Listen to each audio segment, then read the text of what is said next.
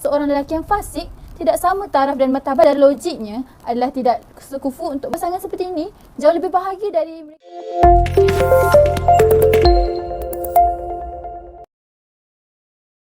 Assalamualaikum warahmatullahi wabarakatuh. Nama saya Nadila binti Rinto Rizal selaku Timbalan Setiausaha 1 Kelab Al-Hujah sesi 2022-2023. Baiklah, pada hari ini ingin saya berkongsi dengan rakan-rakan semua tentang satu topik yang sangat menarik, iaitu maksud sekufu dalam perkahwinan.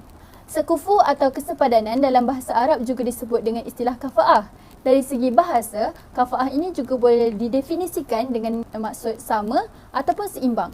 Pengarang bagi kitab Al-Fiqh Al-Manhaji ketika membincangkan berkenaan memilih pasangannya sekufu, beliau juga ada menyatakan bahawa kufu ni bermaksud persamaan taraf antara lelaki dan perempuan daripada beberapa aspek. Yang pertama, aspek agama dan kesolehan. Seorang lelaki yang fasik tidak sama taraf dan martabatnya dengan perempuan yang solehah. Hal ini berdasarkan kepada firman Allah Subhanahu Wa Taala, Bismillahirrahmanirrahim. Afaman kana mu'minan kaman kana fasiqa la yastawun. Maksudnya, apakah orang-orang beriman itu sama dengan orang-orang yang fasik? Mereka tidak sama. Walau bagaimanapun, kita perlu membezakan antara orang yang beragama dengan orang yang belajar agama. Sedangkan yang belajar agama sudah tentu mempunyai ilmu dan kefahaman yang baik, tetapi kadang-kadang tidak diamalkannya. Apa yang perlu, kita mencarilah pasangan yang mematuhi agama, dan lebih baik lagi jika kita mendapati pasangan yang mempunyai kefahaman agama serta ilmunya. Aspek yang kedua yang perlu dinilai dalam menentukan taraf sekufu pasangan tersebut ialah aspek pekerjaan.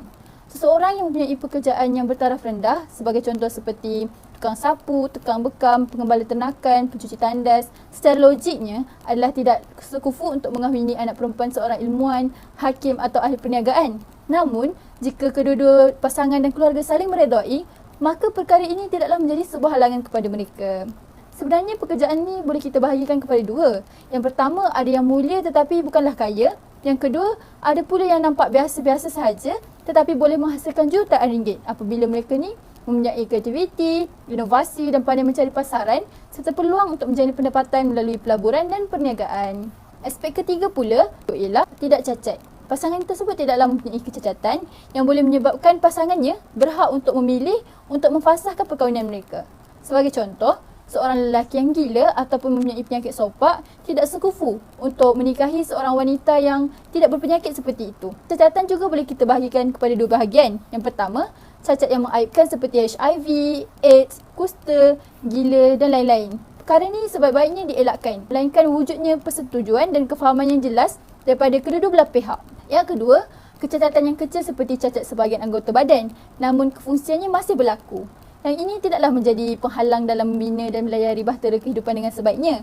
Sebab apa? Kadang-kadang kita lihat pasangan seperti ini jauh lebih bahagia dari mereka yang sempurna sifatnya. Sekufu dalam perkahwinan ini sebenarnya ialah hak isteri dan para walinya.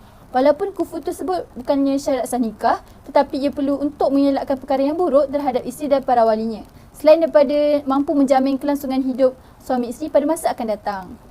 Hal yang demikian ini kerana pasangan yang sekufu mempunyai cara hidup yang tak jauh berbeza dan saling boleh diterima oleh masing-masing. Justru itu, salah seorang daripada mereka tak adalah terpaksa nak ubah kehidupan ataupun kebiasaan mereka kerana kedua-duanya mempunyai persamaan. Namun demikian, bakal isteri dan walinya boleh menggugurkan syarat sekufu ini. Seorang perempuan tersebut dikahwinkan oleh walinya dengan seorang lelaki yang tidak sekufu, tetapi dengan kerelaannya, perkahwinan tersebut adalah sah. Hal ini demikian kerana sekufu ini merupakan hak perempuan dan walinya. Sekiranya mereka redha menggugurkannya, maka ia tidak perlu dipertikaikan. Hal ini berdasarkan hadis Rasulullah SAW. Maksudnya, pilihlah tempat yang baik untuk meneruskan keturunanmu dan kahwinkanlah mereka yang sekufu dan kahwinkanlah mereka. Kesimpulannya, saya berpendapat antara perkara yang paling penting dalam memahami sekufu ni adalah lebih kepada pasangan itu sendiri dan bukan semata-mata keluarga.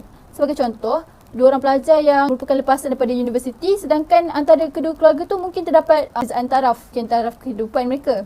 Tetapi wujud antara kedua orang ini sifat keserasian serta perasaan tolak ansur yang begitu tinggi antara keduanya. Maka hal seperti ini bolehlah dipertimbangkan. Sebab apa? Pada saat ni, suasana mungkin dah jauh berbeza dengan 40 atau 50 tahun yang lalu. Yang mana lingkaran hubungan bukan lagi dibatasi dengan kekeluargaan dan kampungan, tetapi ia jauh merentasi sepadan negeri, negara, bangsa, warna kulit, kaum dan lain-lain. Justru yang paling penting sekarang ni ialah sifat kesolehan yang terwujud pada pasangan. Begitu juga perasaan kasih sayang dan cinta pasangan tersebut. Sekian, terima kasih.